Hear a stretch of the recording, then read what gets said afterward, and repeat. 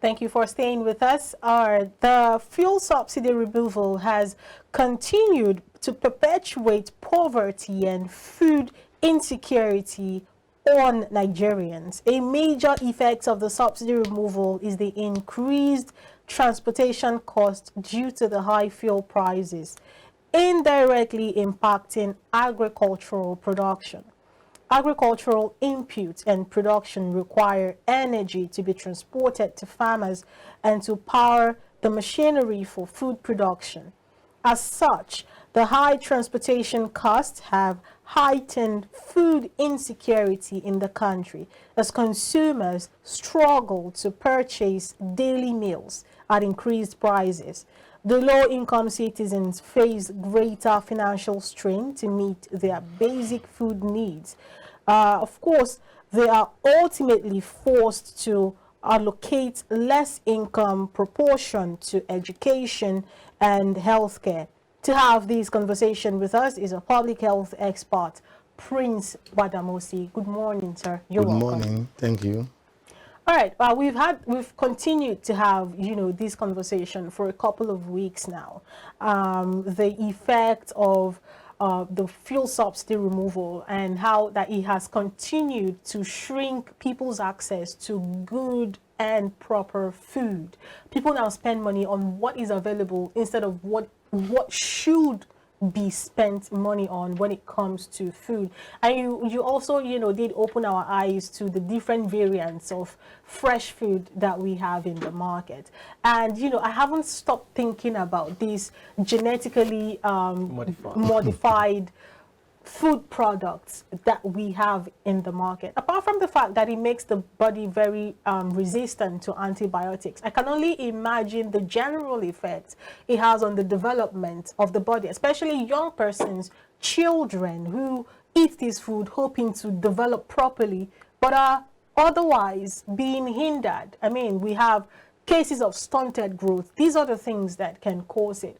All right, let's start off this conversation from where we left off last week. Yes, I can recall clearly that we were talking about this genetically modified organisms as available in the Nigerian market, but we did not mention something. You see, when we try to let people come to the awareness of the fact that this genetically modified organism, they are available in the market, and at the same time, they are what harm they can cause. Apart from being resistant to antibiotics, they are also linked to cancer. But then, when we did the study shows, we took it upon ourselves. We went to different markets. We conducted our exam. How do I know? No, we explained that one of the characteristics of this, the major characteristics of these genetically modified plants is that they don't regenerate. They don't reproduce, rather. So we took those things from different samples where we are in different markets in Lagos, and we sampled them. And we saw the result. Most of them germinated. So it shows that the percentage of GMO in the Nigerian market is low compared with hybrids. So most of those things you see in the market, most of the hybrids, but I just try to tell people, let people know that we have GMO. So for you to be able to know now, just take a seed and plant it. Once it germinates, you are good to go. So there are many of us now we are able to take that pain now to plant. But most of the things you see in the market, the hybrids, but hybrids and GMO look alike. So when you said you did a sample, you did a survey, right? And you did a survey across different markets in Lagos. Lagos, yeah. How are you able to know, in terms of quantum, which is the genetically modified organisms and the hybrid, as to coming to your conclusion that the hybrid kind of food produce are more in the market as against the genetically modified? Thank you very much. You see, when we talk about hybrids, we know the characteristics of hybrids. For example, like I said, they are available in different generations. We call it filia. We have first filia, second filia, like that. And I also mentioned that the the output of the hybrid decreases by as generation increases. Maybe you remember. And that is to say, if you have hybrid now, for example, the first planting, first filia will give you a lot of harvest. If by the time you now plant it, but if what we plant fall below the expected output, we know it's not first filia, but this is an hybrid. But by the time we now plant this one, for example, now, and it's not germinating, that confirmed to us these are a GMO, GMA, genetically modified organism. But then, when we look at the sample now, for example, now, we went to Igbo market, went to my 12, we went to Idepo, we were there, this major food market.